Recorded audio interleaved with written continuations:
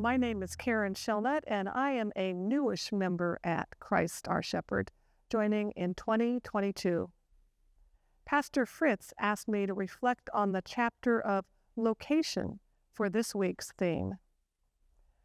I think he asked me to do this because he knew moving locations was huge for our family in 2020, as we moved 4 households from Southern California and Northern California to Peachtree City in a very busy 4 weeks of July and August.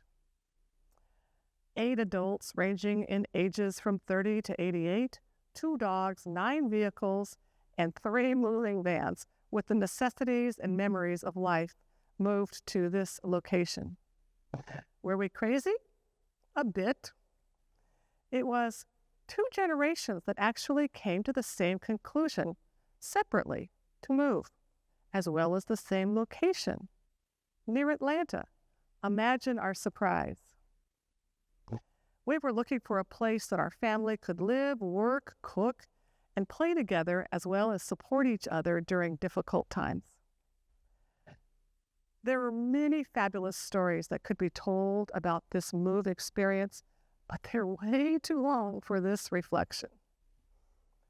It seems to me that many of our stories as a family will have a lot of similarities to what is happening at COS, with all that will unfold during a sanctuary remodel and staff change. I was the last person in our family who agreed to move away from our home of 40 years in Camino, California, with a lifetime of friends, as well as leaving a congregation that I dearly loved. During that time of the move, I relied heavily on the message that Moses spoke in Deuteronomy. The Lord himself goes before you and will be with you. He will never leave you nor forsake you. Be not afraid. Do not be discouraged. So it was this passage that resonated with me as I was driving on Highway 85. And when I saw the Fairburn Peachtree City exit, should I get off or should we just keep driving? I clearly heard, get off. Okay. Life will never be the same, or will it? Certainly Moses was moving a lot more people than we were. God will be with us. So a new chapter in our family's life unfolded in a beautiful way. In these last 4 years, we've been blessed through the caring for both of my parents at the end of their life, 2 memorial services, 4 surgeries, 1 broken leg, a wedding, and countless adventures.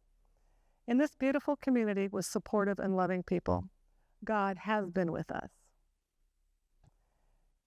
Now, it is true, I do miss snow skiing and hiking in the Lake Tahoe Mountains, but I love the February days when the forecast on Peachtree City is abundant sunshine and I can play pickleball or plant seeds for greens in my garden.